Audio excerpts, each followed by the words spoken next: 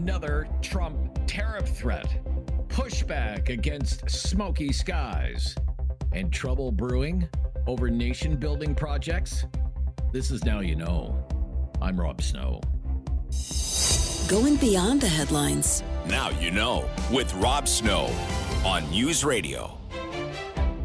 Here we go again. U.S. President Donald Trump is threatening to impose 35% tariffs on Canadian exports as soon as August 1st. That news coming in a letter that the American president posted on social media, with Trump circling back to some of his original complaints about Canada: fentanyl trafficking, illegal immigration. Trump also threatened to push tariffs higher if Canada retaliates. In response to that, Prime Minister Carney posted a statement on X saying his government would continue to defend Canadian workers and businesses, and that his team hopes to secure a new agreement with the Trump administration by that August 1st deadline. Speaking in Vancouver about Trump's earlier threat to impose massive tariffs on Canadian copper exports, Industry Minister Melanie Joly said the Carney government will fight back. Well, of course, we denounce these illegal tariffs, and we think that they're a direct attack against our workers and now on in the copper industry, and so we'll fight against them. My job as the Minister of Industry is to make sure to engage with the companies and to engage with the union leaders. I've started yesterday. I spoke with Glencore, and I went also to Tech Resources, and at the same time, I'll be continuing my engagement later today. I have many phone calls that are already scheduled, and I'm, of course, in contact with my colleagues also on this. We are waiting for the details of this decision by the White House and by the President, but we'll fight against it, period. Tariffs are not the only issue straining Canada-U.S. relations right now. Earlier this week, 6 Republican members of the U.S. Congress made public a letter that was sent to Canada's ambassador in Washington, demanding that Canadian officials improve forest management practices and crack down on arsonists, saying the smoke from Canadian wildfires is filling the air across many U.S. states. Manitoba Premier Wab Kinew was asked about that, just as his government was declaring another provincial state of emergency because of worsening wildfires conditions in the northern part of that province. Premier Kinew didn't mince words, calling the members of Congress ambulance chasers. Well, I've shaken the hands of American firefighters in northern Manitoba who are helping us out, and I would challenge these ambulance chasers in the U.S. Congress to go and do the same, and to hear how much the American firefighting heroes who are here, how much they loved our province. And this is what turns people off from politics, is when you got a group of Congress people trying to trivialize and make hay out of a wildfire season where we've lost lives in our province. There's no place for that in politics. If you can't get likes on Instagram from your own skills as a politician, don't bother trying to throw other people under the bus during a state of emergency. For the new Prime Minister Mark Carney, among the remedies to lessen the blow of these actions from the Trump administration is the Building Canada Act, or Bill C-5. That's the legislation that aims to build projects in the national interest. It's getting a lot of pushback from First Nations chiefs who say they haven't been properly consulted. To try and ease those concerns, Prime Minister Carney has invited many of them to a summit in Ottawa 1 week from today. Ahead of that, the Assembly of First Nations held an urgent meeting yesterday, bringing together First Nations leaders from across the country. Speakers included Chief Kelsey Jacko of Cold Lake First Nation. Meaningful consultation. I expect the Prime Minister to come to my territory. I asked him pre-election if he's going to come talk about this carbon capture, this big pathways thing, and he said he would, but here I'm going to be chasing him down and asking him questions here on the 17th. So, with true meaningful consultation, I wish he would come to my territory, come meet with my people, come meet with the rights holders. We're having a treaty gathering here at 111th and Sutina, and, it just seems like we get ghosted, and we always get the response that, they have prior engagements. So to be meaningful, he should make a attempt to come to our territories. Former National Chief Obed Mercredi said Canada doesn't even need legislation like this. This bill that we're dealing with right now is not necessary. You can have major projects to respond to the threat that people within Canada feel with the tariffs and with the president in the South. This is a bad decision by the Prime Minister to short circuit the need to protect the land, the earth itself, and to trample on our people's rights, and to reduce our rights to consultation. Our rights are not about consultation. They supersede the country. Not only that, there are pre-existing rights to the Constitution of this country. We still own this land. McCurdy predicted an uprising and wondered how far the Carney government would go to break up any protests. And our people, they will rise up. When they feel any sense of injustice, they will rise up.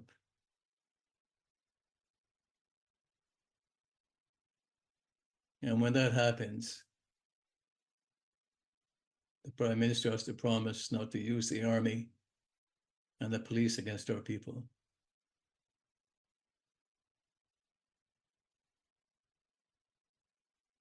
Because that has been our experience.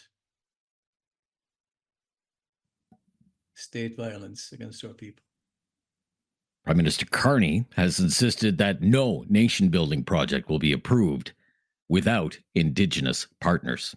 I'm Rob Snow. This is Now You Know. This is News Radio.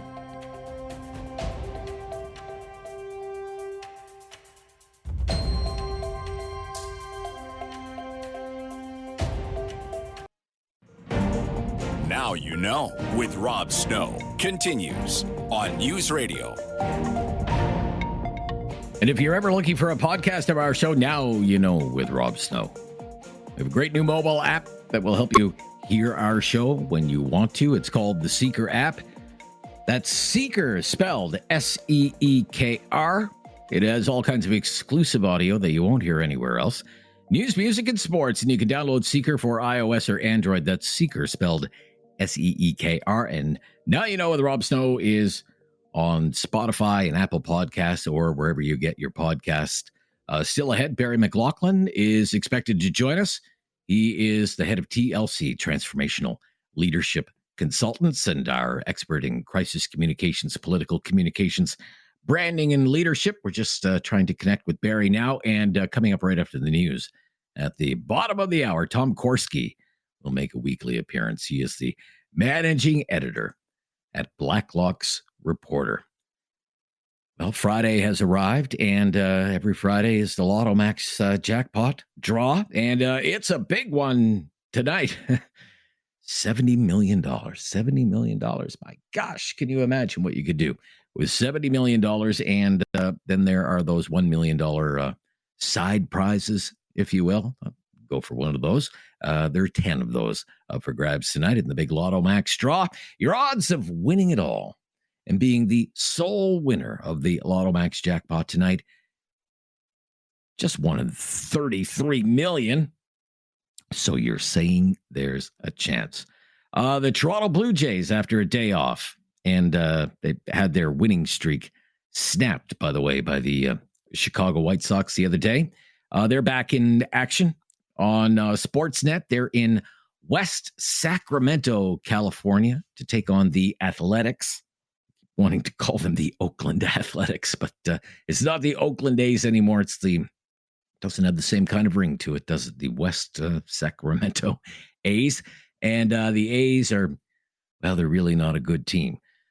So maybe, there's an opportunity for the Toronto Blue Jays to, gain some more ground and even cement even further their grip on the American League East. I mean, the A's are 39-56. So, I mean, we're talking about a team that is last in the American League West, and the Blue Jays still hanging on to first place in the American League East with a record of 54-39, and that's good enough for a 2-game lead over the New York Yankees. So again, it is the Blue Jays and the A's today on Sportsnet, and lots of CFL action for you this weekend, including a big game from really two great teams in the West. I mean, they've looked great right from the start of the CFL season. So Calgary is in Saskatchewan tonight, and then tomorrow it's an Eastern matchup. Hamilton is hosting my Ottawa Red Blacks, and my Ottawa Red Blacks. Not looking great this year. Not a great year to be an Ottawa Red Blacks fan. And then the Sunday game, it is the BC Lions and the Edmonton Elks. As for market reaction to the latest Trump tariff news, I mean, the stock market largely seems to be, shrugging this thing off, that Trump is threatening 35% tariffs on Canada. I mean, the market is down, but not by any appreciable amount. I mean, the Dow is off 0.7% today. I mean, it is a loss of 342 points. You'd rather be on the other side, of course. I mean, the NASDAQ is almost break even today. It's pretty much unchanged. And the S&P 500 is off, 1/3%. So no great reaction from Wall Street, which seems to be looking past this latest tariff news. As for the Canadian markets, not much concern there either. Really, I mean, the Toronto market is down slightly today. It's off about 100 points or so for the TSX main index.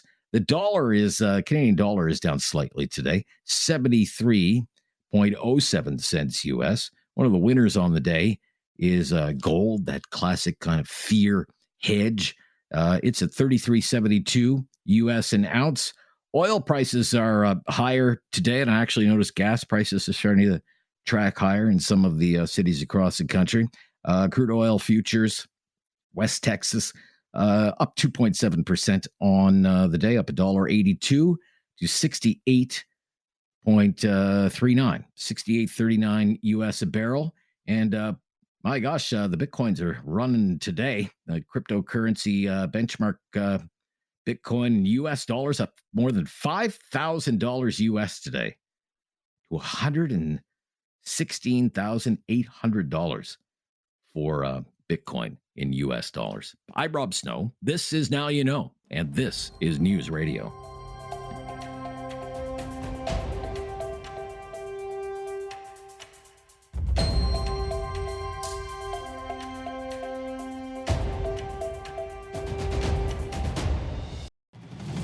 Now You Know with Rob Snow continues on News Radio.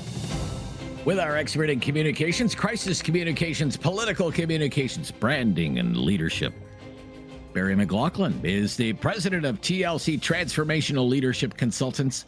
Barry lectures at the Telfer School of Management at the University of Ottawa and at the MBA program at the Shannon School of Business at Cape Breton University. You can read Barry on a Substack. How are you today?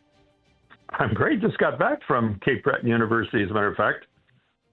Well, in fact, I'm headed to Cape Breton on Sunday, Barry, and my wife is going to go do some research at the Beaton Institute, as a matter of fact. Oh, so, wow. Yeah. That's great. Well, I'll tell you, it was a great trip, and we had a big seminar at Cape Breton University. We always enjoy doing that. And, I just love all of Nova Scotia. It was wonderful. Yeah. So let's talk about Carney's communications strategy here. I mean, what's going on? President Trump has issued this new threat to impose 35% tariffs on Canadian exports. Other than a statement on X late last night, there hasn't been much from Prime Minister Carney. And I'm just wondering, do you think that's good enough? Should he hold a news conference? Should he do an interview? Should he just count on Premier Ford going on CNN and Fox again? What would you advise, Barry? Well, number one rule is don't hold a news conference unless you have actual news. So we'd love to know, what's the actual news? Is he going to just complain? Is he going to attack Trump? Is he going to whine? Is he going to, it shouldn't be us? No. I think he's somebody that I think it's pretty clear now. he's more of a long-term player than a short-term player. Like, of course, there's an emotional satisfaction of immediately, hitting back, But I think the longer-term play he's got in mind. And, of course, there's a real uncertainty in all this. Apparently, the CUSMA deal between Canada and U.S. has nothing to do with the 35% tariffs. Whoops. Well, many, if not most, of our products and services are covered under CUSMA. And he's focused on negotiating that. So I think he's decided to wait. I think some of this other stuff, the fentanyl thing is back on. We're down to 0.1%. That is only done for cover. That's for legal cover to break a contract, to break the free trade agreement. He'd have to invoke the national security, national health of Americans at stake when it's one big lie. But you need to have at least a satisficing answer, as it's called, as to why you're breaking up a contract with your signature on it. Okay. I will say the Prime Minister has also said there'll be a cabinet meeting on Tuesday to discuss trade negotiations, and they'll hold a meeting with the premiers July 22nd. I believe there was something already scheduled, though, for Huntsville with the premiers. I appreciate it. He's on vacation. He's not on a Justin Trudeau vacation. You're not going to see Mark Carney in a swimsuit in Tofino or anything like that. I gather he's staying kind of close to home. Yeah. Right? It's kind of like working vacation. Look, our time is a little bit tight. We only have about a minute and a half left, but I just want to run this by you because you do talk so much about branding and maintaining, brand loyalty and maintaining the value of a brand. I came across this list today. Canada's strongest brands, and number one is Crown Royal. Then Dollarama, A&W, CN, and Canadian Tire. What do these companies have in common that help make their brands so strong, Barry? Very quickly. Well, first of all, they have a consistent brand identity. You can spot them without, you can spot the brand identity of Canadian Tire. We don't need to read Canadian Tire. We know what that is. Crown Royal, great example of that. Dollarama, I just drove by a mall there in Cape Breton. There was Dollarama right there. You can spot it a mile away. Secondly, it has a strong value proposition, meaning that you've got to really understand its brand differentiation. Why is that better? And I think the other one is the emotional connection. So there's Canadian Tire. Notice the commercials, the connection to hockey, the Canadian Tire Center, different parts of this country. It's connected into what is an emotional core element of being Canadian. And I think that they have been very, very smart they have replaced all the old traditional department stores of Sears and Eaton's, and they have become Canada's department store. Right. Yeah, very interesting, Barry. Well, look, I'll speak to you when I get back from God's country. Thank you so much. Great to hear from you. Have a great trip. Yeah, bye-bye. Barry McLoughlin from TLC Transformational Leadership Consultants. Tom Korski from Blacklock's Reporter just ahead on News Radio. There is no question Rob won't get answered. Now You Know with Rob Snow continues On News Radio. Well, he's been minding Ottawa's business all week long. Tom Korski is back, the managing editor at Blacklock's Reporter. How are you this week, Tom? I'm well, thank you, Rob. Yeah, it's great to hear from you. ArriveCan, what a never-ending source of material ArriveCam or Arrive Scam is turning out to be. A new development. What has happened to an internal ArriveCan investigators report that's been long sought after by members of Parliament? Sealed by a federal judge, Rob, at the request of one of two ArriveCan managers who was suspended and has various claims pending in federal court in what is a complaint over a human resources matter. But you're absolutely right. MPs have been after this report for 2 years. Why? What is in this? After all the comment about ArriveCan, what could we possibly know? Well, believe it or not, to this day, there has been no explanation for the 900% cost overrun. What was budgeted at $6 million came in at $63 million. How is that possible? This was an internal report done by the management at Canada Border Services Agency, which was nominally in charge of the program. Okay. There was one meeting where an MP, Larry Brock from Brantford Brant, South Ontario, read into the record a bootleg summary, a draft of this report, soliciting a bribe destruction of records. These were felonies. And that report has been completed. We learned from the federal court just this past February, and it has now been sealed, hopefully temporarily. Solicited a bribe. What was the context behind that?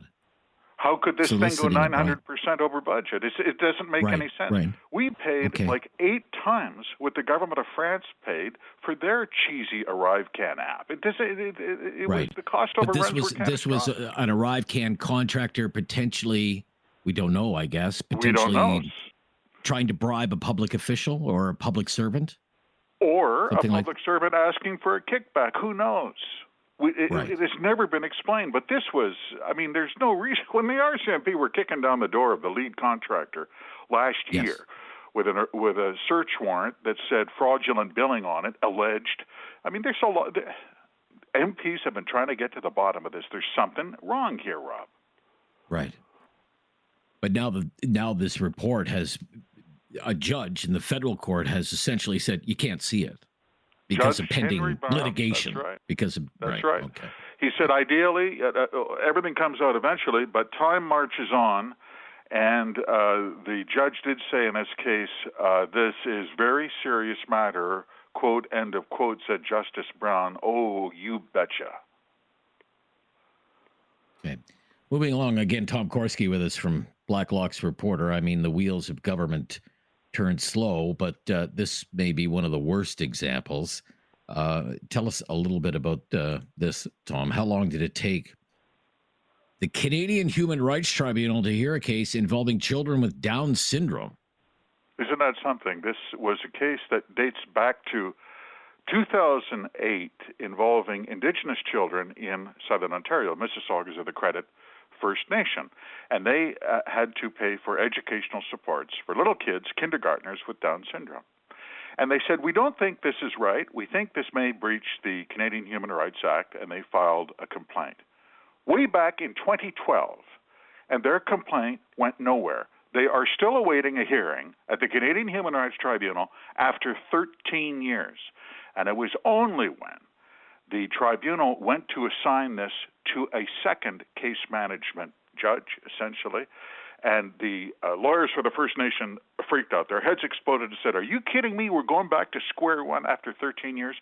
By the way, this is the same tribunal that spent famously 27 years on a pay equity complaint from women clerks who worked at the Canada Post. 27 years. A federal judge censured them for that in 2016, said the system, this is the definition of failure. Failure is always an option in Ottawa, Rob. Oh, sure. How does the Canadian Human Rights Tribunal explain away a 13-year stalling of a case? I was hoping you wouldn't ask, but they did have an explanation. Work. You listen to these people, We're they will busy. talk to you. They are overworked. We just couldn't get around to that file about the Down syndrome kindergartners. For 13 years, we're just too busy. Yeah. That's crazy. Okay. Look, our attempt here is to shine a light on where taxpayer dollars are being spent in Ottawa and how effective they are, and give you some insight into the inner workings of the government apparatus, such as it is in Ottawa. It's not to make our listeners' heads explode. Although this next story might, in fact, I'm going to ask our listeners, let's just all take deep breaths, okay? Maybe do some deep breaths. Okay, and bring down that blood pressure, because when we come back, Tom Korski is going to tell us how much MPs, retired MPs, are collecting on average in the best darn pension plan in the country. Remember, it only takes 6 years of service as an MP, and you qualify for the greatest pension plan that has ever existed. And he has some new details on that when we come back. This is Now You Know. I'm Rob Snow. This is News Radio. You have questions Now You Know with Rob Snow has the answers. on News Radio. We're back with Tom Korski. He's the managing editor at Blacklock's Reporter. 6 years, Tom. 6 years is all it takes. 6 years of service as a member of Parliament. You will qualify for the MP's pension. You won't earn this amount, but when you average what the MPs are taking home from that pension plan, what's that number? Average payouts last year, $81,140, Rob. Average, you're right. It's years of service times peak earnings. 81,000 and a little bit of change there. It's a living. $81,000 a year is the average pension for a member of Parliament. And I came across this. I found this interesting. How much has the figure gone up over the last 2 years? Because, of course, it's indexed, right? Well, there's been inflation, as you know. Course, yeah.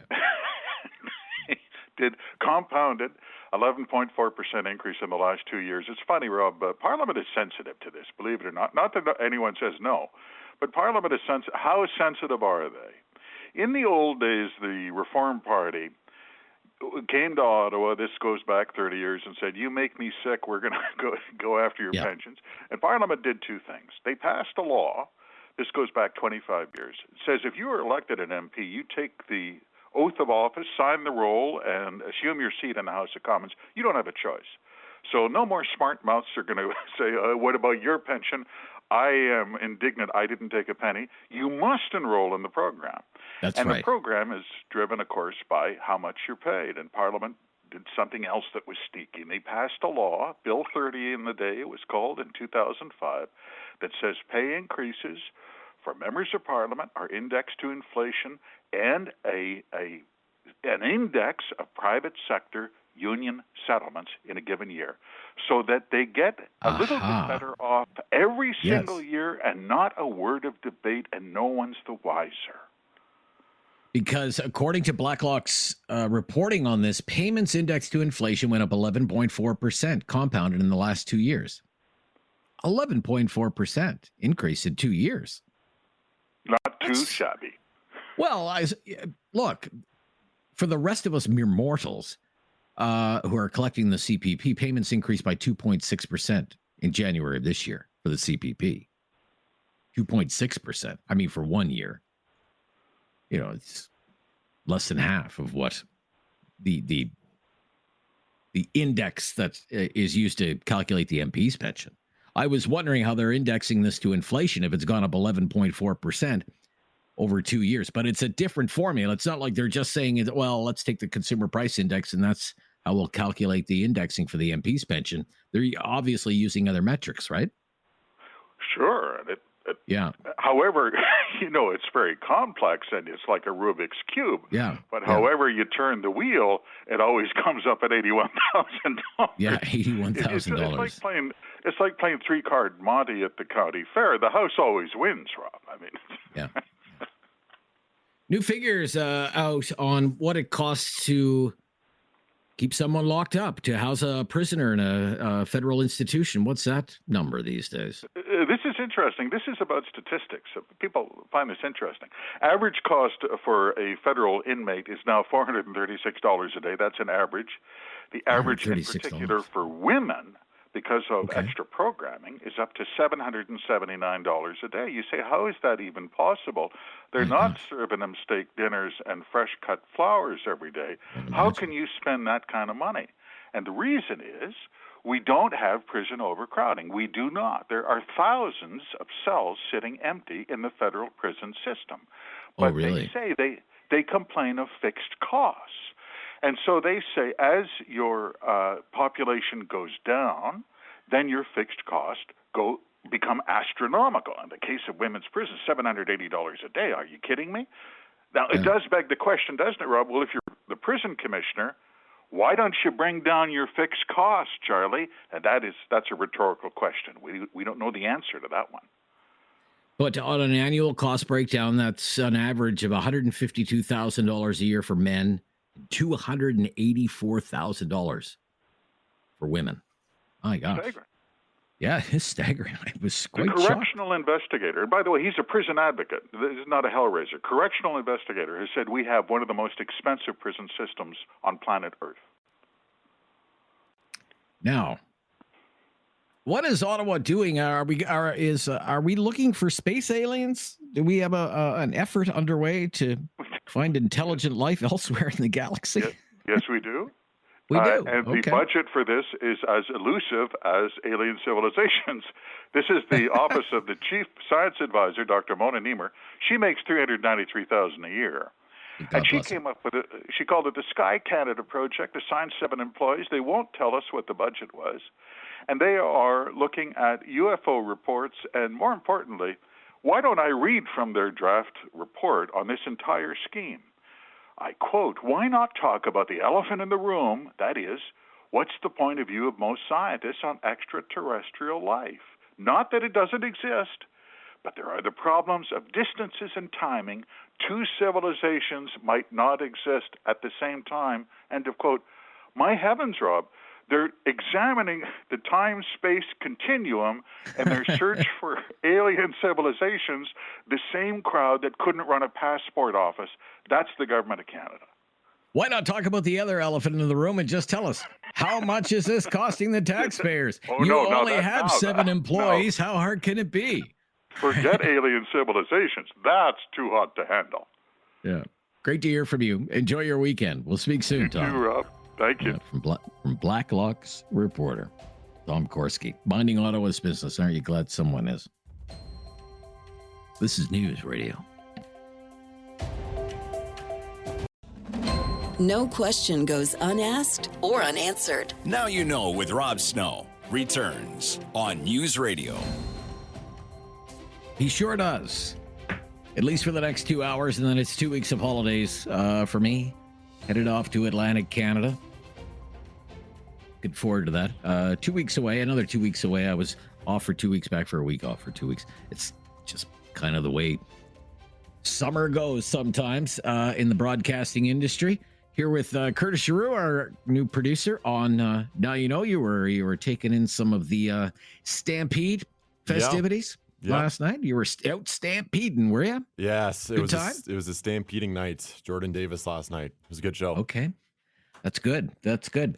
Well, look, because I'm doing a big road trip. You know, it's pretty long drive, 17 hours to get where I'm going. We're going to do it over 2 days. I used to just plow through it when I was a young guy, but I don't do that anymore. So we'll drive halfway, go to probably Woodstock, New Brunswick, and crash for the night, and then do the rest of it the next day. But I've got kind of some traffic-related topics that I'm just going to throw out there for the talkback today. Okay.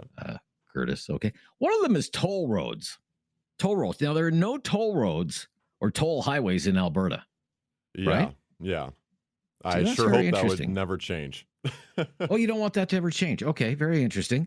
In Ontario, of course, and you lived in Ontario, right? You're originally from Ontario, I believe, right? So, you know, there are some toll highways, but the trend in Ontario is that they're removing the tolls under the Ford government. Yeah. Where toll roads are, they're either lowering tolls or eliminating them all together, bit by bit. And in Nova Scotia, they have the Cobequid Pass. That's a toll highway, but Nova Scotia drivers are exempt from that. They're going to ding me with it with my Quebec license plate, so I'll have to pay the $4. I consider it like the cover charge to go home, you know.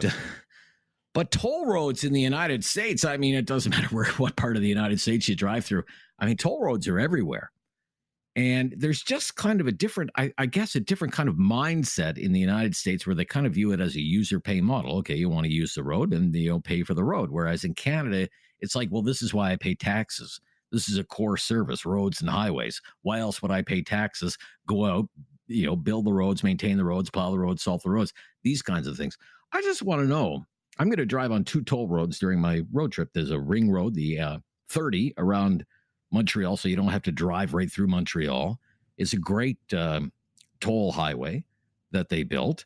It's like, I don't know, the toll is like a little more than $3 or something. I'm so glad they built it. It saves me so much time and aggravation Yeah. I used to hate driving through Montreal, man. Holy cow. I don't know how you figure out the road signs. That's one thing for me. Driving through Quebec once, I got very confused. I got to turn around. So yeah.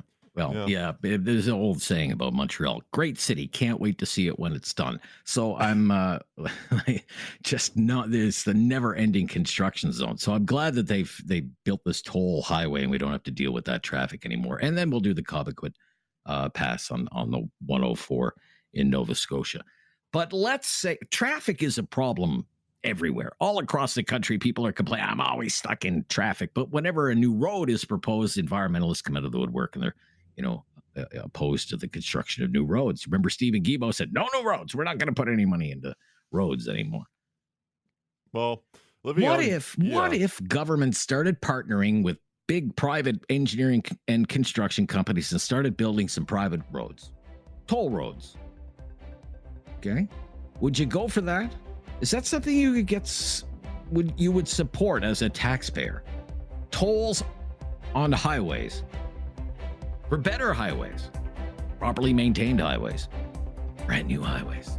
And is this the week, I will ask you, that the great bike lane debate went national?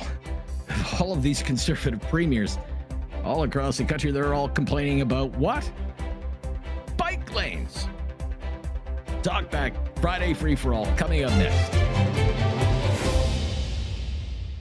It's time to talk back. On Now You Know with Rob Snow. Call now. And have your say. 1-833-668-2577. Welcome to Talkback.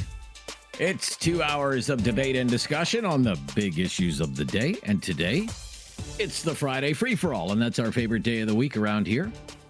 We don't come up with the topics on Friday. We've been doing that all week long. So on Friday, we turn that duty over to you. You come up with a topic. What's on your mind? What do you want to talk about? If you want to talk about something that's in the news, I mean, there's always news, and we can always talk about it. If you want to talk about something you think should be in the news, then feel free to raise it here, and we will do our best to follow along, whatever it happens to be. Our phone lines are open right now, and we're ready to hear it. 1-833-668-2577. That's 1-833-668-2577. And if you've never called before, just mention that to us, and we will make your call a priority. But we always have a conversation starter for you, just to kind of get things going, break the ice. I'm just going to throw this out there, okay? What's your opinion on toll roads or toll highways? Now, the reason I ask is because at 3 o'clock Eastern time, I'm on vacation. And on Sunday morning, me and my wife and my dog, we're going to begin the long drive home to Cape Breton Island. We're going back to see our families. And we're going to be driving on 2 toll highways. Highway 30 in Quebec toll road. It's a ring road. It goes around Montreal, so you don't have to deal with the insane Montreal traffic. And it's not like it's very expensive. I think it's like $3 each way. And we'll be driving eventually on the second day on the Cobequid Pass in Nova Scotia on the 104. And because I'm an out-of-province driver, I'll have to pay the toll. Nova Scotia drivers don't have to pay the toll on the Cobequid Pass. I believe the toll is $4. Okay? But in Canada, we don't have a lot of toll roads. There's no toll roads in Alberta, for example. We kind of are of this mindset, I guess. Taxes are supposed to pay for roads and highways. That seems to be the prevailing opinion in this country. Of course, if you've done any driving at all in the United States, you know that toll roads are all through the United States. It doesn't seem to matter what part of the United States you drive through. Toll roads are all over the place. Because in the United States, toll highways are kind of seen as a user pay system. You know, use the road, pay for it. Here in Canada, though, the trend seems to be, let's get rid of tolls. Premier Ford in Ontario has been eliminating tolls on the few tolled highways that are in that province. In Nova Scotia, Premier Houston, his government did do away with the tolls on the bridges in Halifax. That was a campaign promise that he made, so those are gone. But question for you. Because, you know, people are stuck in traffic, and they're constantly complaining about traffic all over the place. Doesn't matter what big city you're in. Traffic is terrible. But there's still, you know, in environmental circles and whatnot, There's opposition to, say twinning highways or adding a lane to an expressway or whatever. But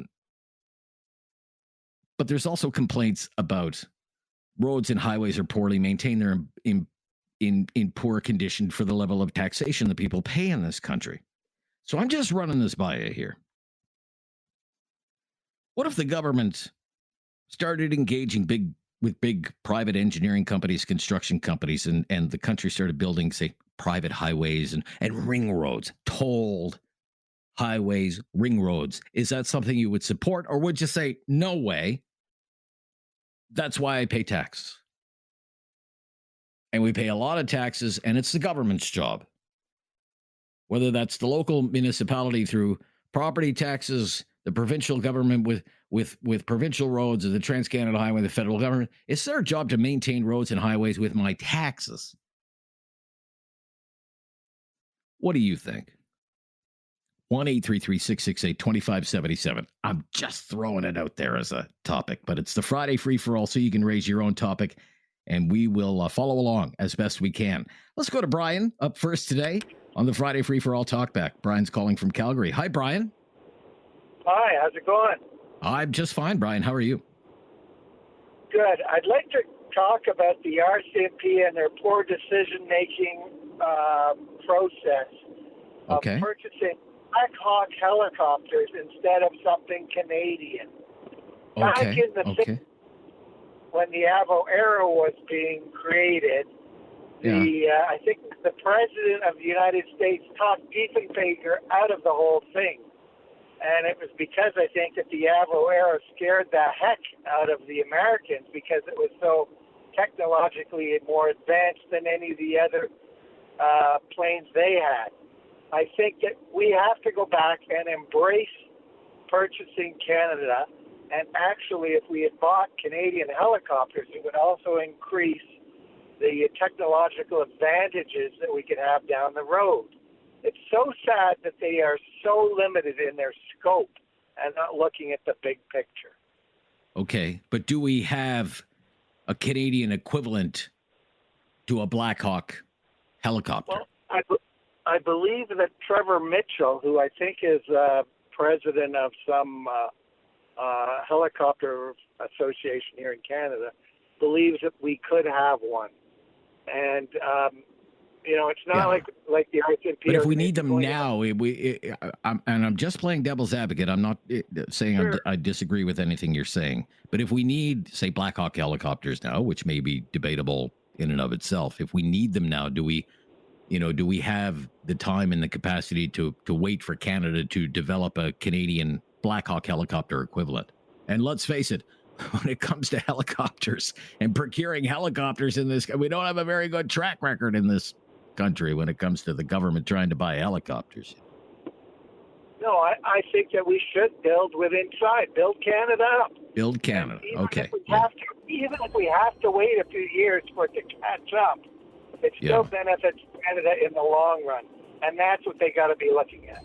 Not only that, but their hats now apparently come from the U.S. too.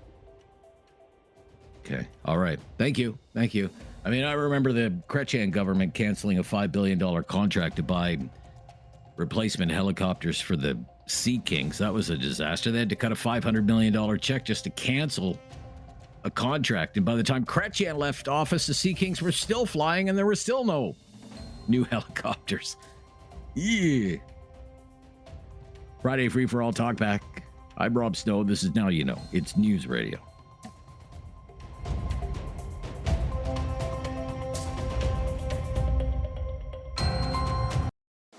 Have something on your mind you want everyone to know? Call now. Hello. 1-833-668-2577. It's Talkback on Now You Know with Rob Snow.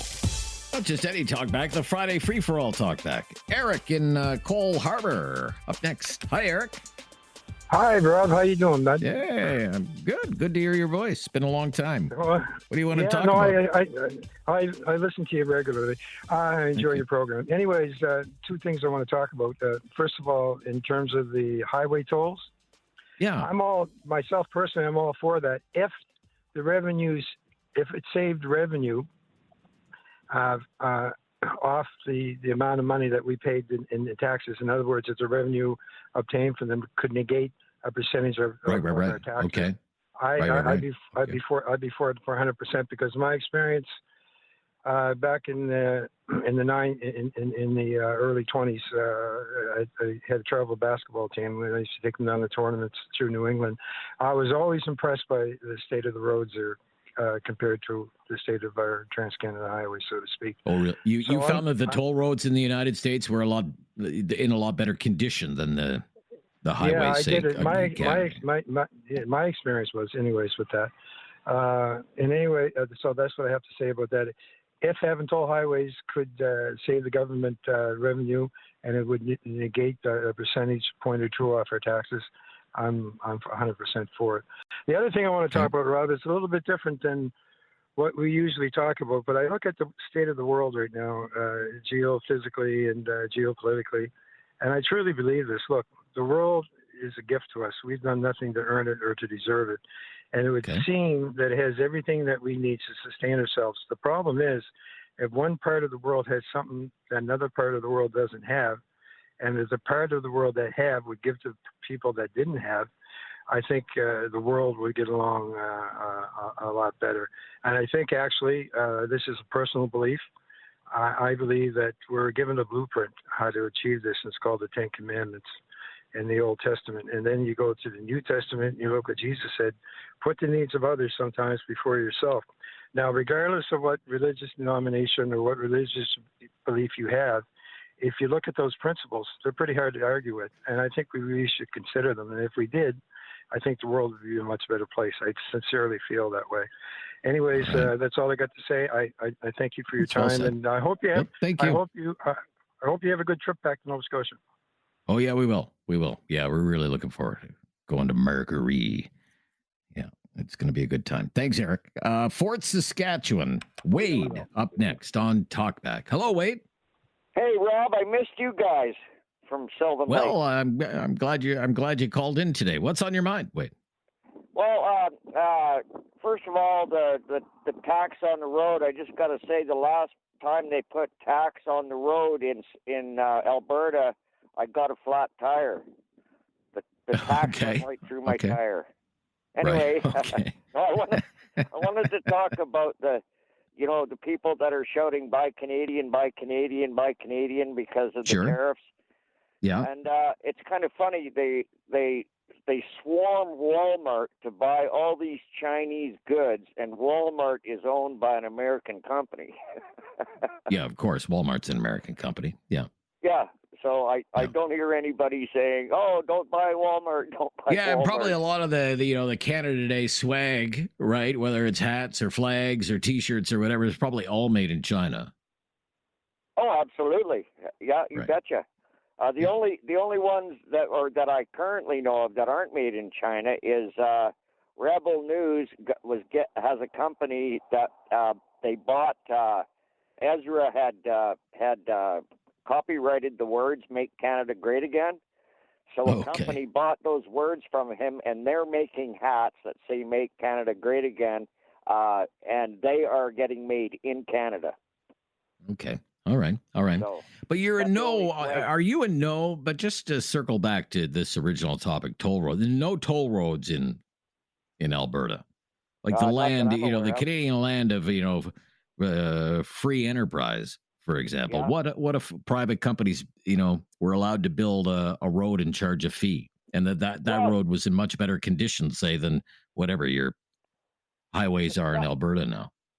Would you be opposed to something like that?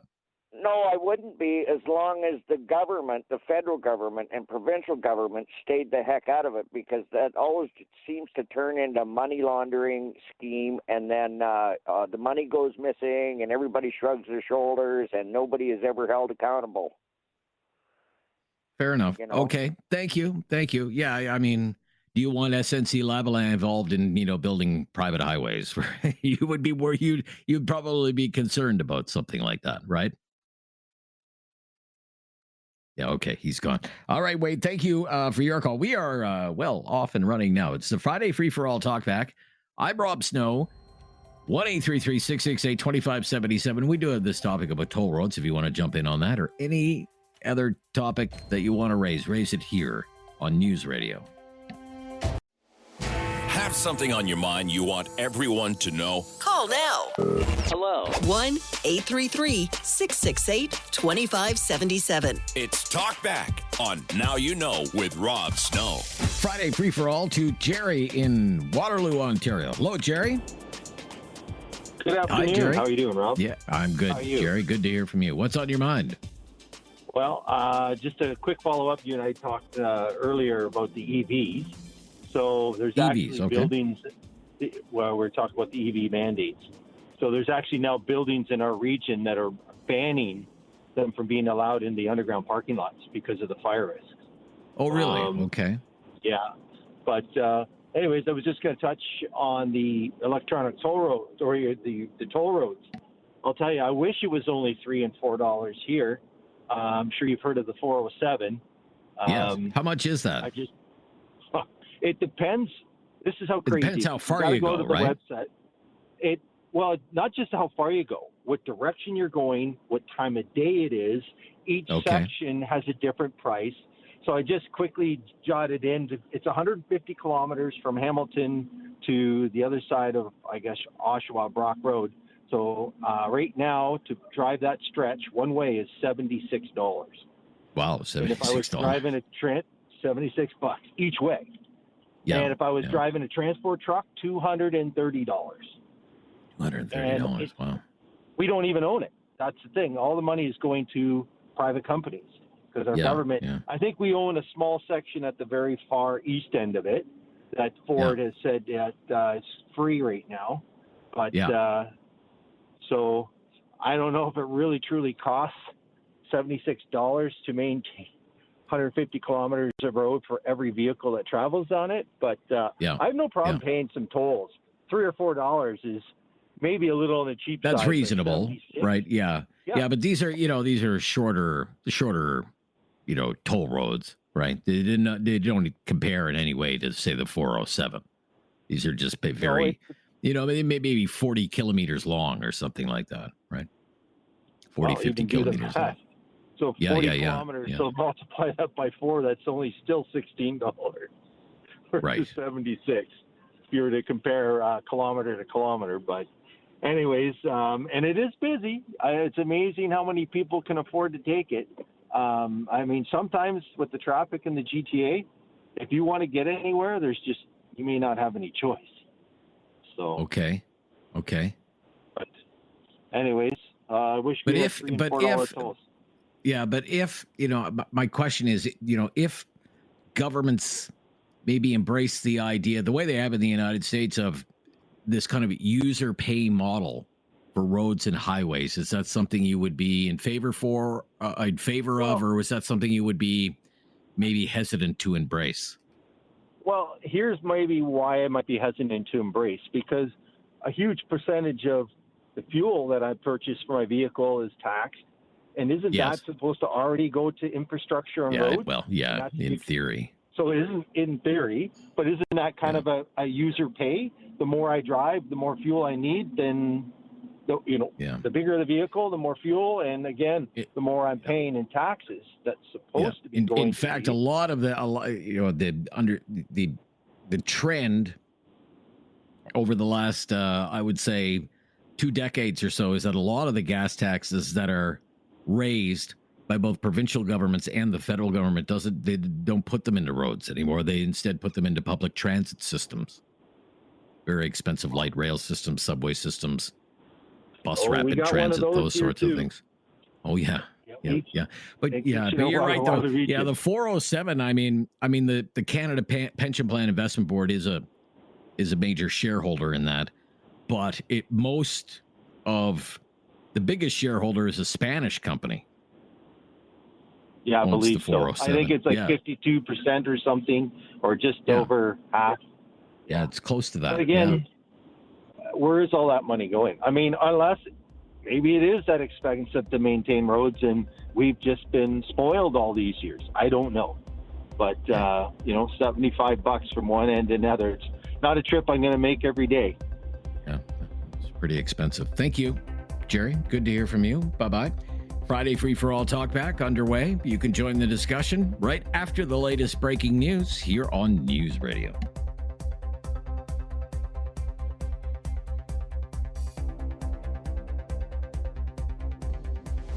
Have something on your mind you want everyone to know? Call now. Hello. 1-833-668-2577. It's Talkback on Now You Know with Rob Snow. Let's get right back to the Friday Free for All Talkback with Mike up next, calling from Calgary. You're on the air, Mike. What's on your mind, Mike? I'm all for the toll road. You are? Why is that? Reason why? Because I drive up and down the QE2 here in Alberta 3 to 5 times a week. And when I cross from lane to lane, it has kind of a drag and a pull because it sits a little too high, and I just feel the roads aren't maintained well enough. So if we could pay for roads that were better to drive on, I would pay for it, and it's a tax write-off for me anyways. Oh, I see. You could use it for tax purposes. Okay. All right. But you would be okay with more of a kind of a user pay model for highways. Yeah, absolutely, because I would rather drive on a smoother road than have to feel that drag every time I pass a vehicle in the center where the two lanes connect. There's like a drag, so every time like it sits a little bit higher one side than the other when you're going over. So I would definitely pay for something like that as long as we had better road systems. Yeah. What about people who would say, well, why am I paying taxes if not for roads? What would you say to that? It's the government's job to build and maintain the roads. With my taxes, I shouldn't have to pay a user fee probably to use don't a go road. to those roads. They probably go to something else. So I would pay the toll. You'd rather pay the toll. Okay, fair enough, Mike. Glad we could fit you in there. Thank you. To Al up next. You're on the air, Al. Hi there. How are you, Rob? I'm good, Al. Twice in a week I got to talk to you. Well, that's just want to go back. Lucky you. Just want to go back to the gentleman who was talking about helicopters. We do have the technology for an equivalent to the Black Hawk helicopter. If you go back 5-6 years ago, under our fearless leader Justin Trudeau, we had a contract with the Philippines. I believe it was for 30 of them.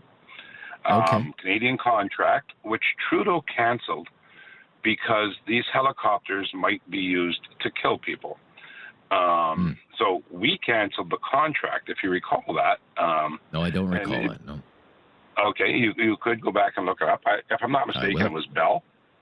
But that was it. So we do have that technology. And to the gentleman's comments earlier, let's support our country. When we're selling helicopters, it's a lot of money, and a lot of that money gets reinvested into the technology and stuff that we need moving forward with our 5% spending on military, et cetera, et cetera.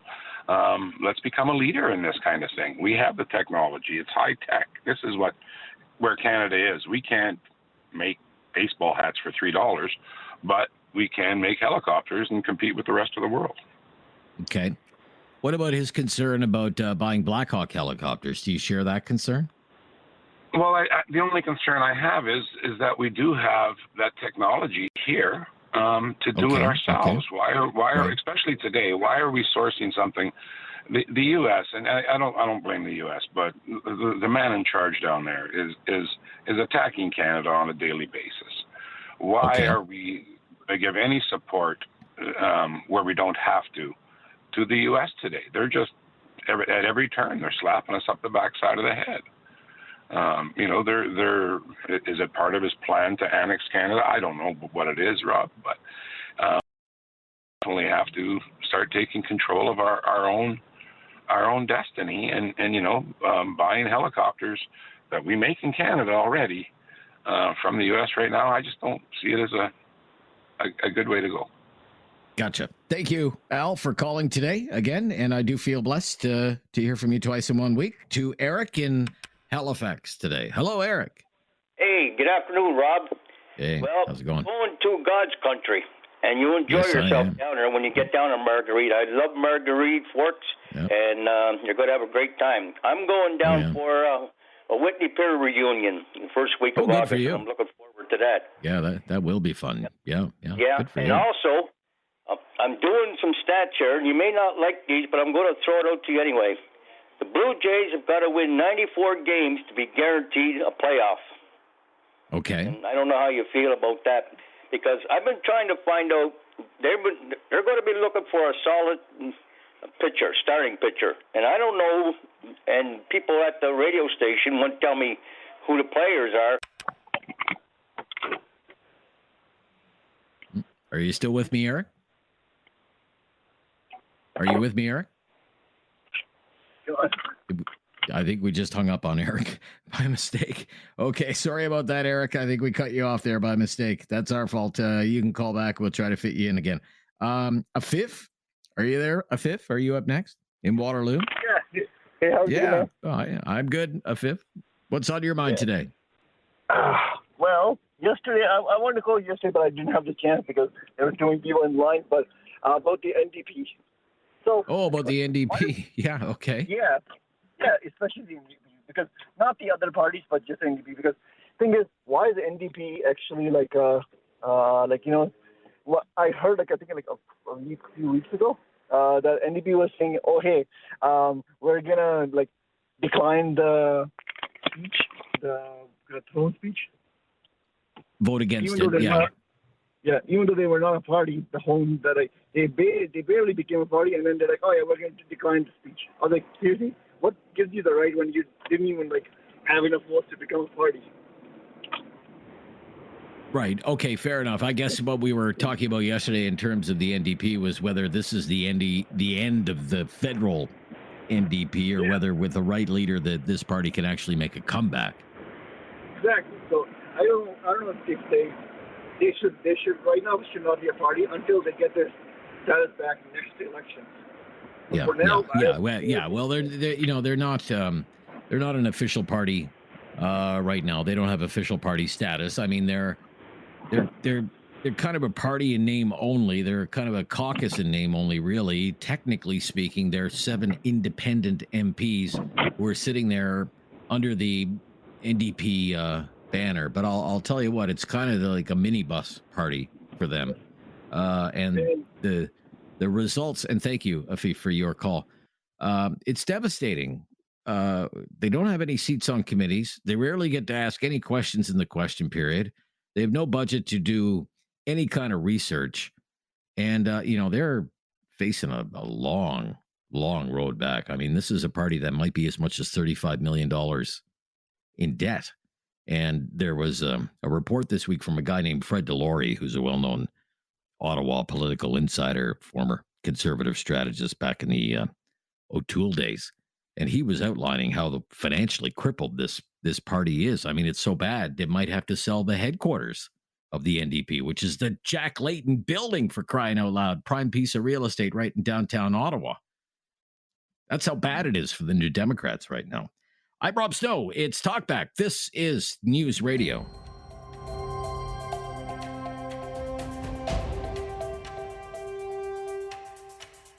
Have something on your mind you want everyone to know? Call now. Hello. 1-833-668-2577. It's Talkback on Now You Know with Rob Snow. All right, let's get back to Eric in Halifax, since we hung up on him by mistake. We're sorry about that, first of all. Eric, are you there? No problem. Yeah, sorry about that. I was just going to freshen up your baseball there. You know, they've got 54 wins. They need 94 wins just to be guaranteed a spot in the playoffs because of the other teams, how they're doing. 94 might even win that East Division, but all the other teams could play, because when it's all said and done and the dust settles, it's going to be Detroit and the Dodgers in the World Series. And the dark horse could be the Astros. And here's another one for you. Your boys are not doing very good in the CFL. But no, they are not. No. But they have scored 113 points, and the Stampeders, who are 3-1, and the Blue Bombers, who are 3-1, have both have 116 and 113. So when you do the math there, it's not that bad. I mean, they're right up there with some of the top teams. I suppose, but look at the record. I mean, the Red Blacks are 1-4 for crying out loud, and they're taking the problem with my team. Not that anybody else cares, but I'm kind of a passionate CFL fan. They take 100 yards worth of penalties every game. Like they're taking a football field worth of penalties every game. So it's hard to win games if you're doing that. Well, they're like the Montreal Alouettes. The Alouettes are the same thing. They're penalized. All the times I've been watching the CFL, they seem to take a lot of penalties for reasons that are beyond me. I'm surprised that the Tiger Cats, my God, I hope they make it because they've been on the outside looking in for so long that they can't see daylight. Yeah, and they've got a very, very loyal fan base there in Hamilton too, and a nice stadium as well. Yeah, I went to a couple of their games when I lived in St. Catharines. Yeah, they're great. They're great. Okay, hey Eric, great to hear from you. Have fun in Whitney Pier, and I'll have fun in Marguerite, and we'll have to wrap it up there, and we'll talk to you in a few weeks when we're back. Grassy up next, I believe, in Calgary. Hello. Yeah. Rob? Hi there. Good to hear from you. Hi. What's on your mind? Yeah, I really enjoy your show. Thank you. Well, I appreciate your call. Yes, I'm a realtor in Calgary, and I'm calling about your report yesterday on the affordable housing. And you were asking what you can get in Calgary for $275,000. Yes, I was. That was a couple of days ago. Yeah. Yeah. So a few years ago, what happened is that we had a spike I guess it went across the country, but in Calgary we were still like more affordable, but we had a spike in rents and prices, and rents almost like doubled, in a very short time. So I had to move because my rent doubled, and as a realtor, I'm supposed to be able to find a place to live, but it wasn't that wasn't the case, because the middle class is being priced right out of the market right now because, the affordability is just not there for houses. And what happened is the mobile home market became actually part of that average affordable housing. So people were renovating mobile homes to make them look like houses, and the mobile home market like now is just thriving. Like you can get mobile homes for $300,000 that are upgraded just like new built houses. That's crazy. So $300,000 though, right? Yeah, $300,000. So I mean, this report said a starter home, you could get a starter home in Calgary for $275,000. And I was simply asking, well, what does that property look like? A $275,000 property. What does it look like? Because it sounds like you can't even get a mobile home now for $275,000. No, the mobile homes run between like $60,000 and $350,000. So you can get a very nice mobile home, like upgraded with granite countertops and new kitchens and open concepts and all that. That new homes are built like for $275,000, and you still have to pay a lot rent. But now, people who are retiring and downsizing, had like $400,000 or $500,000 houses are selling them and getting into the mobile home. Oh, really? Yeah. Maybe, less maintenance and whatever, easier to get around, and somebody else takes care of the lawn and the plowing and everything else. Okay. Look, thank you. We've got to run tight on time here. Friday Free for All Talkback. I'm Rob Snow. A full hour is still ahead. Remember, Talkback 2 hours. This is hour number 1. We'll do hour number 2 right after the latest breaking news. But we can fit you in at 1-833-668-2577 here on News Radio.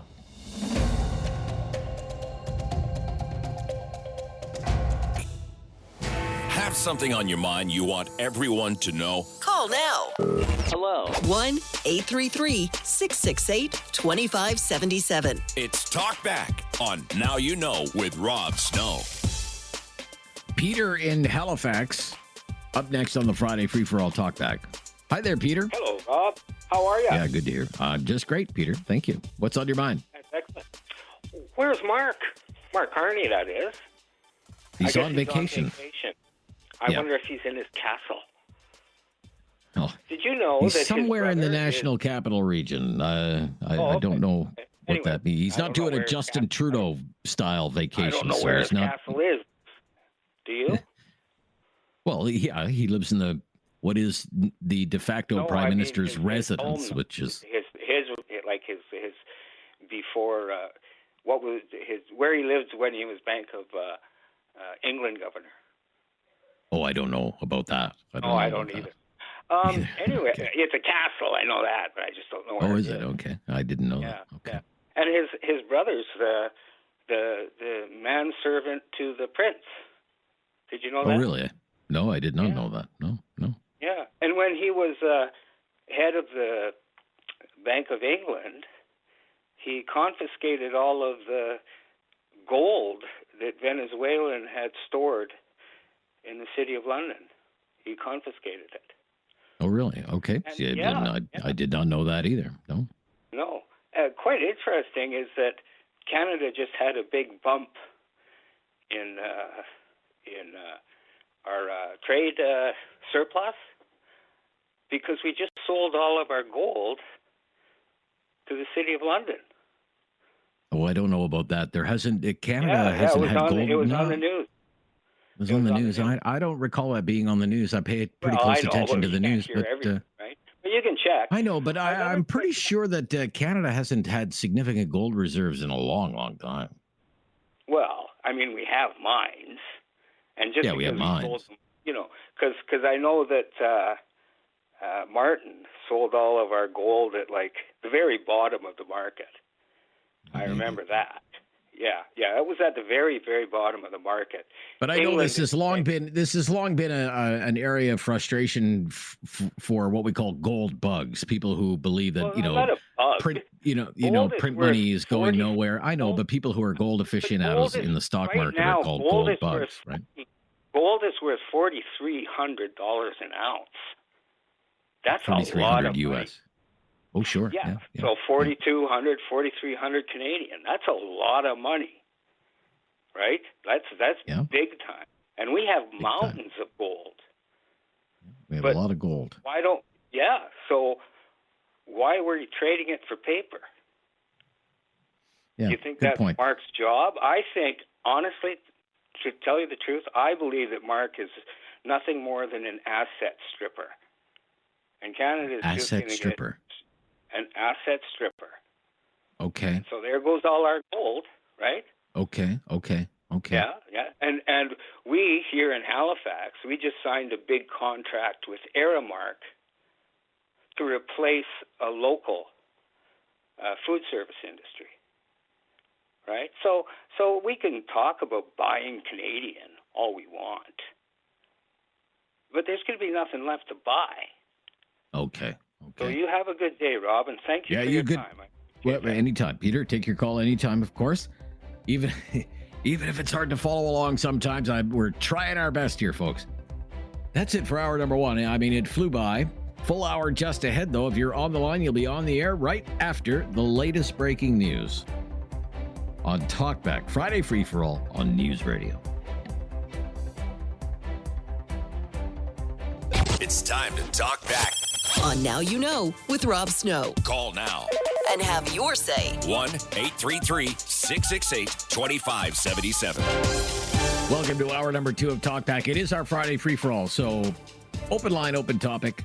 Pick a topic, and we will roll with it. And let's get rolling. Patty. Let's take Patty's call up next. Hi, Patty. You're on the air. Hi. Good afternoon. Hi. Hi. So, thanks.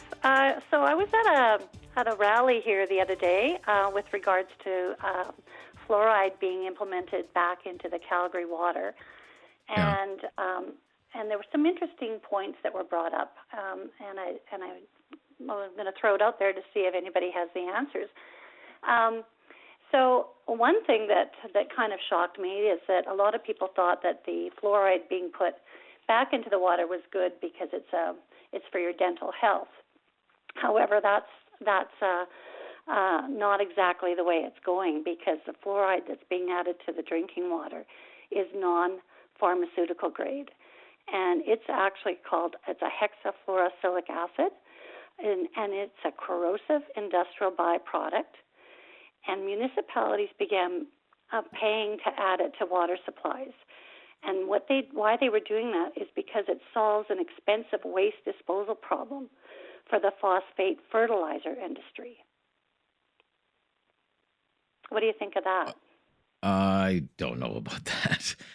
Well, another point. You're telling me to the public water supply in Calgary, they are adding a corrosive waste byproduct to the public drinking water supply in Calgary. Yes. It's a neurotoxin. I don't know.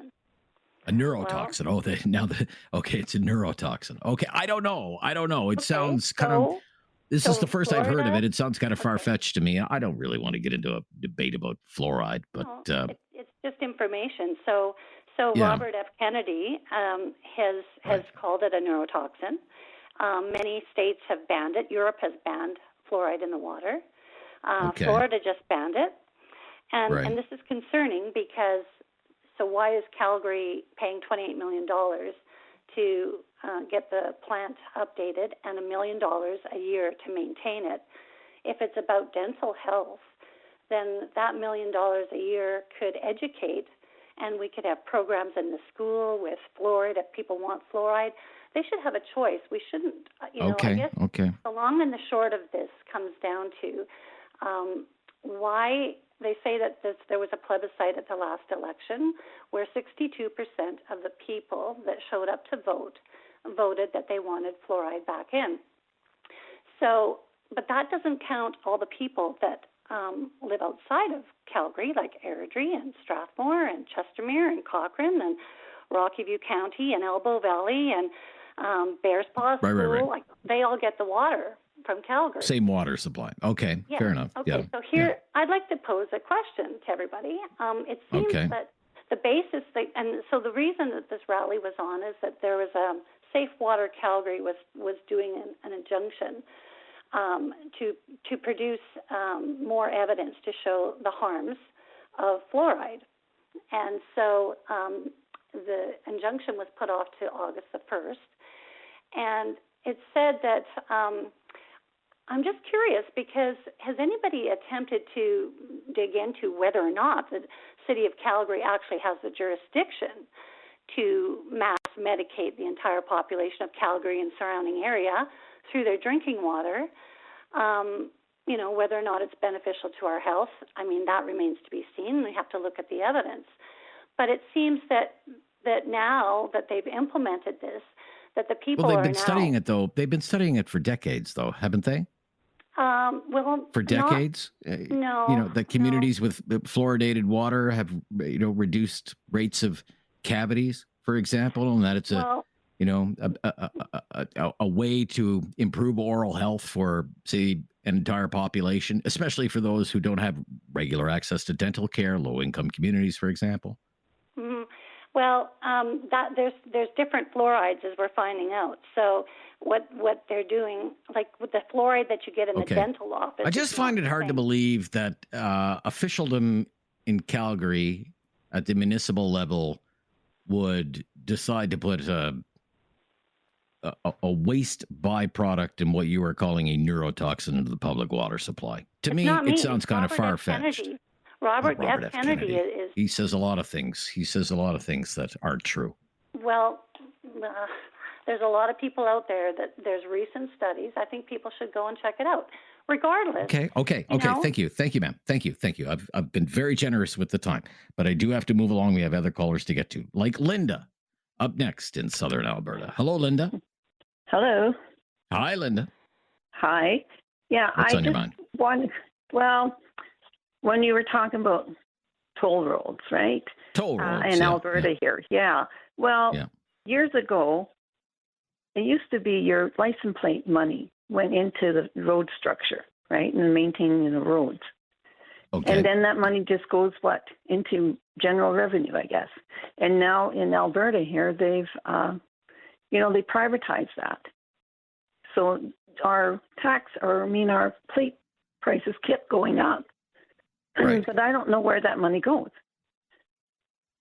So to me, even with when we talked before about the military, I think money that is allocated for a certain thing should be at a hand's distance from the federal government spending or the provincial government spending and saying, this money is blocked for this. It goes into this area and you don't touch it. And so it doesn't matter which government turns over or whatever. That's where that money goes. That's what it's been delegated for. And this is because we have roads here in Alberta that they're political footballs. Okay. Ever since Ralph Klein time, we're going to twin this road. Well, they've been doing it for forever. And it's just gobbling up money and nothing's getting done. And we've had a road beside me here that they redid, 4 years ago. And it's already trashed because they're not building and maintaining roads for the amount of traffic and that weight of the traffic. Maybe you're making a good case for a user pay model. Well, if that user pay is fine, if that money went into roads and they couldn't put it into general revenue to suck it up for something else. And I think it's the same with the military. If you got money going for the military, it's a hand's distance away from the government. It's in that sector. And that's where it stays, and you can't claw it back saying, well, they're not using it. Okay. Thank you for your call. Appreciate your call. Hour number 2 well underway now. Bouncing around on the Friday free-for-all. Talkback on News Radio.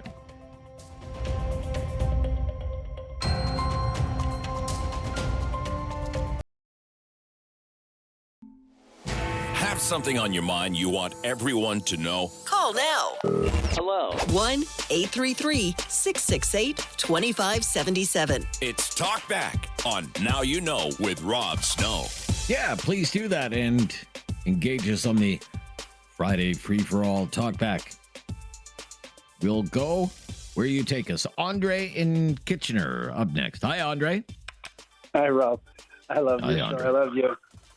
I love also, keeping us connected and you being the middleman listening to this. And it's just amazing what you do. I know you try, right? I just want to talk about cars, train, and airplanes, kind of. I mean, helicopters. Helicopters, I grew up, okay. Yeah, I grew up in Laurentian. So I was born near Oka, and I got raised in St. Agathe, Laurentian. So I know very well the Highway 15, where there was so many those baskets that you throw to 25 cents. What you call them again? Toll? Oh, tolls. Yeah, tolls. Yeah. I was a kid, and I loved it because they had it located where you can go inside, and they had all these different restaurants and pinball machine, right? As a teenager, loved it. Okay. And everybody had change in their pocket because of it. So it was very easy to get change by that. So that was one thing, but they took it away. Like, there was really no complaint, but they took it away. Maybe you can clarify me on that one, why they took it away, because now here we go 40 years later talking about it, right?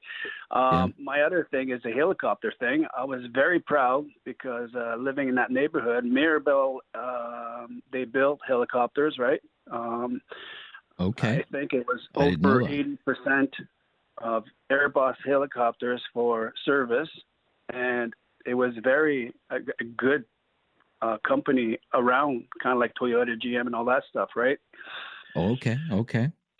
So kind of like the person that said earlier, like, we do have technology, we do have the place, and we are not a third world country. We provide. We have a lot of natural resource and all that stuff. We have a lot of people now, so we need to fast forward into these technical tech AI, or technique or drone or whatever you want to call it. Right? Sure. Yeah.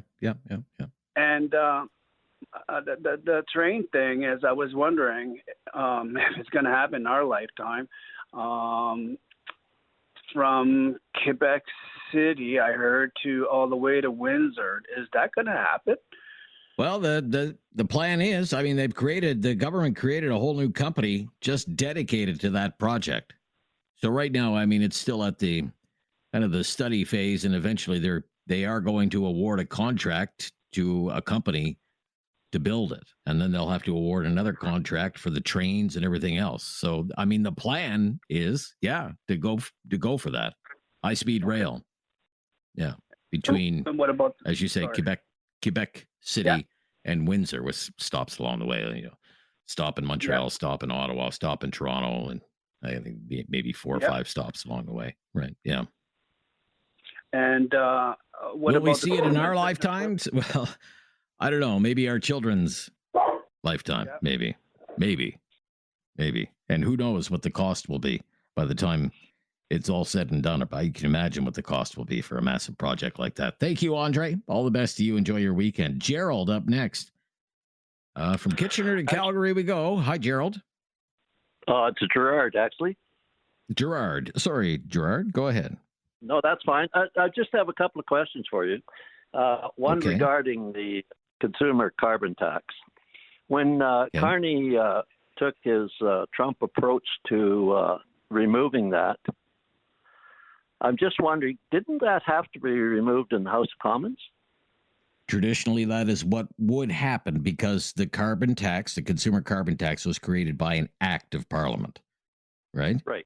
So normally, to what you would do is you would either amend that act of Parliament or you would repeal that act of Parliament. What they have not done then. What they have done is an order in council, which is a decision made by the cabinet to set that at 0, but the legislation is still there. Is the technical explanation for it. Oh, I see. So what we're dealing with is Parliament, an only if situation, only if they decide they want to do it that way. Right. Okay. My second question is this. Are you familiar with Sam Cooper? Sam Cooper, sure. You mean the investigative journalist, Sam Cooper? Exactly. Yes, I'm familiar with him. Yeah. I listen to a lot of talk shows, retired. Yeah. So I'm wondering why does the press not interview this guy on public radio? Well, I don't know. That's a very good question. I don't know. I don't really have a good answer for you on that. Do you think he's being blocked? Do I think he's being blocked? I wouldn't go so far as to say he's being blocked. No. Okay. Because he's a wealth of information on fentanyl, Chinese gangs, money laundering, Mexican cartels, all that good stuff. That humbly, I think the Canadian public needs to know this. Well, and he has his own operation, right? Oh, he does. Sam Cooper is his own little news bureau. I think, in fact, that's the name of his company. Is it not? The Bureau? Isn't that the name of it? It's called The Bureau, but it's a podcast. It isn't mainstream, and I'm just saying one. Oh, we've lost you. You've dropped out there, Gerard. Excuse me? We've lost you there, Jared. Gerard, we got to run. Anyway, they're playing the music, so we'll have to stop here. Thank you, though. We have interesting points that you raised. Be right back. Friday Free for All Talkback on News Radio. Have something on your mind you want everyone to know? Call now. Hello. 1-833-668-2577. It's Talkback on Now You Know with Rob Snow. We've been very busy today. Lots of topics being raised by our callers to the Friday Free for All, and there are 3 lines available there. If you want to grab one, raise an issue of your own at 1-833-668-2577. Al in small town Alberta. Hello, Al. What's on your mind?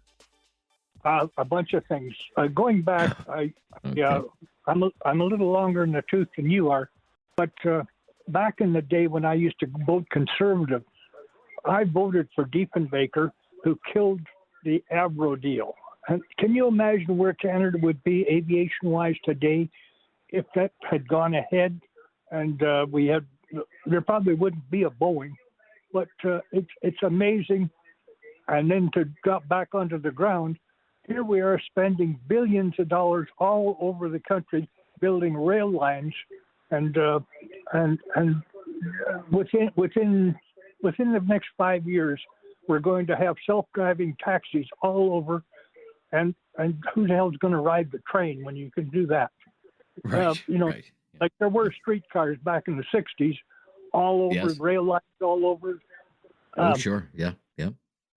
But anyway, and the other thing is, a fellow called in kind of complaining about the Alberta highways. I think we have the best dam system in the world, and they're all maintained by a private contractor, a Volker Stephen, which there are no highways department employees per se. They're all contract suppliers. And they maintain those roads excellent. They're out there all the time. And that's all I got for you, Rob. Yeah, well, thank you so much. That caller was, I'm not sure what stretch of a highway that he was talking about, but he drives it every day. And he says when he goes into the passing lane that it's kind of wonky, doesn't feel stable. And he doesn't think that the highways are in great shape at all. And he'd rather see private toll roads. He's not opposed to toll roads at all, which was the original kind of point of that whole conversation. We can pick up on that if you want to. Jody in Calgary up next. Hi, Jody. Oh, hey, Rob. Yeah, hey, Jody. Just wanted to talk about some baseball here. The Blue Jays, they won, what, was it 9 or 10 straight? They won 10 in a row, yeah. Yeah, everybody's like, oh my God, they're the best team in baseball. I still say they're not the best team in baseball, and I am a Blue Jays fan, but they need a lot of they had to their bullpen is not very good. So if they want to even contend, before the year's over, they're going to have to make some trades to get some pitchers in that bullpen, because man, they give up a lot of runs. Their starters are doing well, but it seems that as soon as they take the starter out, that's when they give up the runs. So yes, they are a contender, but they're going to have to make some trades there to get some pitchers. Yeah, it's an exciting time to be a Blue Jays fan, but, let's not get ahead of ourselves here. That as well as anyone, the baseball season is super long. It's half the year they play baseball, right? Exactly. Here we are. Okay, it's what are we? July the 11th? Okay, and they're in first place by 2 games. That's better than being in last place, like the Oakland A's, who they're playing against today, right? But let's see where they are. Let's see where they are, on the last Sunday of September. That's when it's going to really matter. Thank you for your call, Jody. Great to hear from you. Well, we've cleared the phone line, so there'll be lots of time to take your call and lots of opportunity to fit you in on the home stretch of Talkback right after the news. Have something on your mind you want everyone to know? Call now. Hello. 1-833-668-2577. It's Talkback on Now You Know with Rob Snow. In the home stretch of the Friday free-for-all, Talkback. 30 minutes from 2 weeks of holidays. So I am kind of looking forward to that. Again. Let's go to Emerson up next. Hi, Emerson. Good to hear from you, Emerson. Hey, thank you very much, Rob. It's always an honor to be able to get on your show. I love you so much for giving us a platform to voice our opinions. Anytime. Today, I just want to simply say I am so grateful that I live in Canada. I know that there's difficulties. It doesn't matter which country you live in. There's always going to be a bit of a ripple effect. But I'm going to be 65 years old next February, and I honestly have to say thank you, Canada, for giving me the greatest life I could possibly ever wanted, great education, medical too. I know there's ripple effects even in the medical system, but overall, I don't think I would want to be anywhere entering my senior life other than Canada. So I really want to say today, I want to take this opportunity to say how grateful I am that I was born in this country, I was raised in this country, I was educated in this country, and I have people like yourself that are willing to listen to be, you know what I love about you, Rob, that you can say, hey, listen, you know what, I'm not always right, I'm not always wrong, but you give us your honest opinion. And a lot of guys on talk shows, they won't go that far because they don't want us to know where they stand politically. You do. You come out and say, hey, I support the Conservative Party. Good for you. Good for you, and so do I. But I just want to say... Well, if I could just interrupt there, Emerson, just let me interrupt, okay? Yeah. I would say, what I would say is I'm more of a conservative guy. I'm not a party guy. I'm not a member of any party. And I'll be the first to go after the conservatives if I think they're doing something stupid or something that's not really conservative. But I'm certainly more of a conservative guy. But I've always had this old line in my head as well. First of all, if you only talk to people you agree with, the conversation is going to get pretty boring. So I don't like to just talk to people that I'm only going to agree with all the time. Right. And I also have this idea: Canada can't fly straight without a good left wing. So it's important that we have some balance in the country. I do believe that. Yeah, and I just want to end by saying today, I hope you and your wife have a beautiful week, and I know you love Swiss Chalet, so I hope you go and treat yourself. And God bless you. You have a beautiful wife. God bless you with a beautiful wife. Thank you to David and everybody. Emerson. You're so kind. You're so kind. Did my mother tell you to call? No, I'm just kidding. Thank you for those kind words, though. Param up next on the Friday Free for All Talkback Hour. Hi there, Param. Hello. Hello, Rob. Yeah, hi there, Param. Yeah, good to hear from you. What's on your mind today? Your show is very informative, knowledgeable. Well, thank you. Up to date to average people like us. And I listen to your show whenever I get a chance to listen, and I'm very happy. Thank you. Thank you for that. And brings. Now, I was hearing, I could not complete your conversation about MP's pension. Yeah. It came to me in my mind that Mr. Carney, he's very knowledgeable, trustworthy person. He wants to save money and budget, I don't know how many millions. But let's start from home. Is these pensions or salaries are reasonable, starting from city councillor to MP or everybody else? I think they are overpaid. And a lot of people... let me just interrupt there, Param. Let me just interrupt there. On the salaries, for example. Yeah. So let's say you're a conservative member of parliament. Yes. And from Calgary.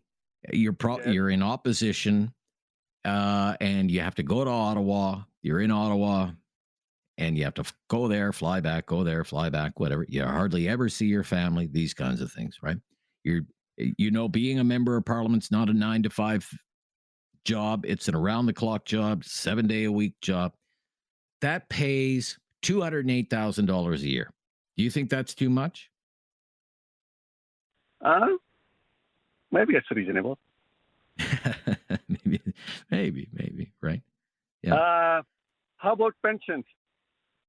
Well, my thing with the pensions is the 6 years that it kicks in at 6 years. So if you win once and you're, say you're in government for one term, then you serve another half a term. You've qualified for at least the basic NP's pension, which is almost $40,000 for the rest of your life. $40,000 fully indexed to the rate of inflation. See, that seems to be a little too generous for me after kicking in after 6 years like that. If somebody take Charlie Angus, for example, who was a longtime New Democrat MP from Northern Ontario, and he was an MP for 20 years. Okay, if somebody's going to give 20 years of their life as a member of parliament, and they are paying into this pension plan, I have no qualms with paying Charlie Angus a pension for 20 years of public service. Of course not, but 6 years seems to be too low. Yeah, for me. Should go for rather than 6, it should be 11. Let them work a little more harder. Well, maybe at least serve 2 full terms. Maybe at least serve two full terms. A term and a half, right? It's a little bit too soft on that side. But on the other side, some people working ordinary jobs, they don't make a $40,000 working 7 days a week. Oh, sure. Yeah, absolutely, sir. Absolutely. Yeah. I think that should increase that should increase. On the other side, living in Canada a long time, 53 years, wonderful 53 country. years, good, and a lot of opportunity in this country, and I'm so happy and thank God every day when I wake up that I'm living in this country. And Mr. Trump, like a jumping ball back and forth.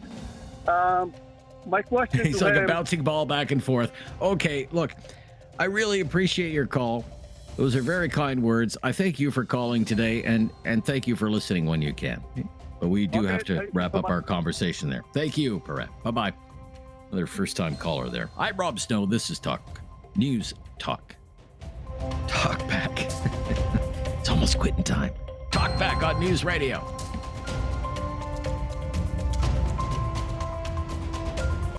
Have something on your mind you want everyone to know? Call now. Hello. 1-833-668-2577. It's Talkback on Now You Know with Rob Snow. It sure is. And time for a few more calls at 1-833-668-2577 on the Friday Free for All Talkback. To Airdrie. Sydney is in Airdrie. Hi there, Sydney.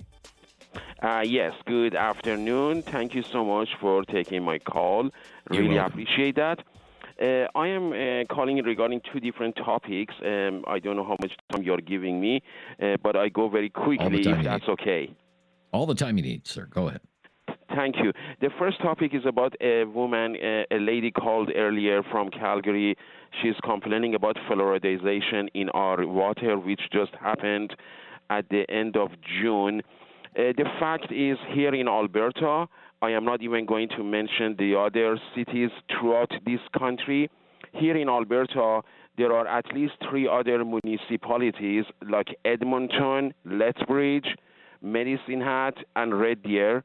They all have fluoride in their water. There is no harm whatsoever to the public. I used to live in Lethbridge myself. I used to live here in Calgary as well. I am near Calgary now. And we had never had any problem or issue or medical concern with regard to fluoridization. In fact, the toothpaste, no matter what brand, what kind of toothpaste anybody wants to buy, they all have fluoride. And if we use toothpaste in our mouth, which people, they consume that, eventually, if there was any harm with regard to fluoride in toothpaste, we would have stopped that a very, very long time ago, half a century ago.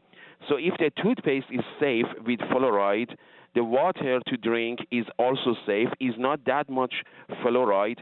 And when she was talking about some leftover from whatever she was talking about, and she was basing it on Robert F. Kennedy, her information, it is very troublesome and it is extremely dangerous what people like her are spreading as a gossip and rumor in our society. Is just terrible.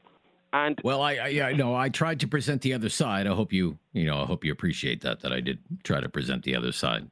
So. Oh yes, absolutely. No, I'm just talking that it about wasn't her. a one-way conversation. Just so everyone's clear, it wasn't a one-way conversation. So yeah. Oh yeah, no, it is a misinformation, disinformation that has been spread by this. Well, apparently she said she was at a rally or a protest or something about this. So I have no idea, but it doesn't surprise me because there is a retired doctor with the last name of Dixon is heading this very small group here in Calgary that they are taking the city of Calgary, believe it or not, to the court to stop fluoridization, which just started a couple of weeks ago. I want to go to the second point due to the interest of time, and that is to do with what our Prime Minister has done with regard to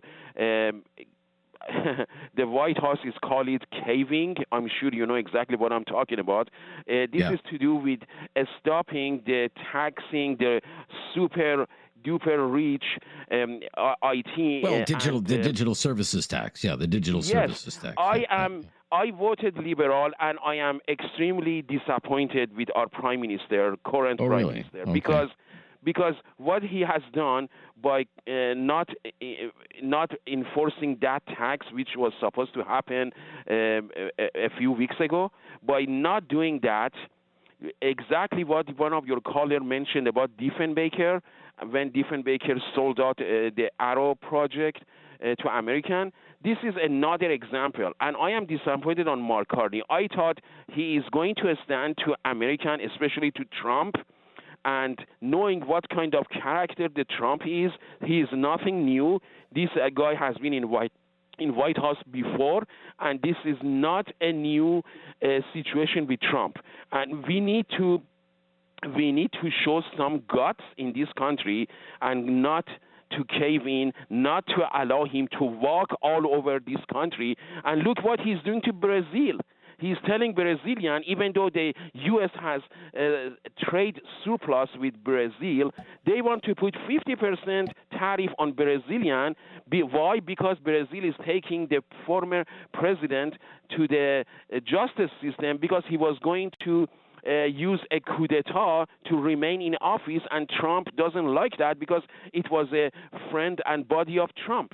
So this was the second point I was going to mention, that I am so disappointed in Mark Carney, and I'd like to know your opinion. Thank you. All right. Well, I would offer it, but we're right out of time, so we'll wrap it up there. Thank you for your call, though. Lots of great points there, Sydney. Thank you. Hope you'll call back again. It's Talkback, winding things down here on a Friday. This is News Radio. Have something on your mind you want everyone to know? Call now. Hello. 1-833-668-2577. It's Talkback on Now You Know with Rob Snow. This might very well be the last call of the week. Saving the best for last, I guess. Sean in rural Alberta. Hi there, Sean. You're on the Friday Free for All Talkback. What's on your mind? Hey, Rob. Thanks for taking my call. I really appreciate it. I know you've only got probably 10 minutes until you're off on holidays, so enjoy it, because I enjoy watching your show and you deserve the break. So, well, thank you so much. Very kind. Well, I'm going to change the subject completely quickly, but it has nothing to do with what everybody was talking about, but because it's Friday Free for All, I thought I'd go with it. But sure.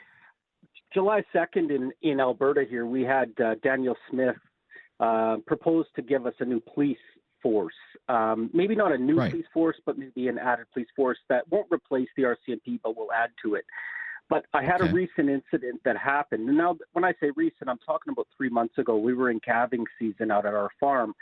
And I don't think a lot of people would understand this, but when you calve, you usually have your calves close to home so you can hear and see what's going on. And we had a coyote come in the yard and try to eat the calf while it was being born. So I ended up shooting the coyote. And long story short, about an hour later, after the calf was fine and the coyote was dead, I had the RCMP show up at our front door. And they had said, well, we got a call that there was a gunshot. And I said, yep, there sure was. And they said, well, you can't shoot after dark, and you shot after dark. And they ended up taking all my guns. Now, we went to court, and I didn't even hire a lawyer because I thought it wasn't worth it, because I didn't feel I had a reason to.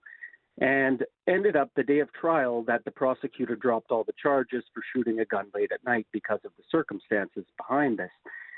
But I found it was very interesting that Daniel Smith wants to bring in a new police force. And I thought, it might not be a bad idea, because it took an hour from somebody who called in to get those people to my house. Now, whether that gunshot was for a terrible circumstance or not, an hour later, you have somebody showing up at your door and you're practically ready for bed. So it was an interesting thing. And because they had messed up, they ended up having to bring all my guns back to me and apologize. But anyways, so I just am supportive of Daniel Smith. I think she's been the best premier we've had, and we, at least in the last 20 years. And, it shows, though, that we are, in Alberta at least, really short-staffed, if you will, for rural crime, and rural crime here. So, yeah, it is. I just thought I would bring that to I've never quite understood. I know there's a lot of pushback against this, the creation of, say, an Alberta Provincial Police, an APP. Maybe that's just because I live in Quebec, where we have the Sûreté de Quebec, where Quebec has its own provincial police force. I lived for 30 years in Ontario, where we have the OPP. of course, and Newfoundland has the Royal Newfoundland Constabulary. So I've never quite understood this opposition to at least exploring this idea. It's not like you would be breaking any kind of new ground. And, further to that, I mean, it's not like I'm not talking about rank and file members of the RCMP, but the Royal Canadian Mounted Police as an organization is a deeply, deeply dysfunctional organization that has been proven time and time again to be that. The government has had inquiries and blue ribbon panels about this that have shown that there's deep dysfunction within the RCMP. So I don't know. Part of me thinks you would be better served if you had your own provincial police force. And Rob, I really can't speak for all rural Albertans, but I think I can speak for a majority of us that there is no question that we would love to see that police force come into effect here in Alberta, at least. We feel totally underrepresented, and I don't know 100% what the solutions are for us in rural Alberta, but majority of us live out here, and we could use it, and I think benefit from it. But thank you so much for your time today. Have a great vacation. Hey, well, thank you. Yep, thank you so much, and thank you for all your kind words today. I will miss speaking to you on a daily basis, but it won't be for long. I'll be back 2 weeks from Monday. We'll do it all over again with more topics, more calls, and always the latest breaking news. That's coming up next on News Radio.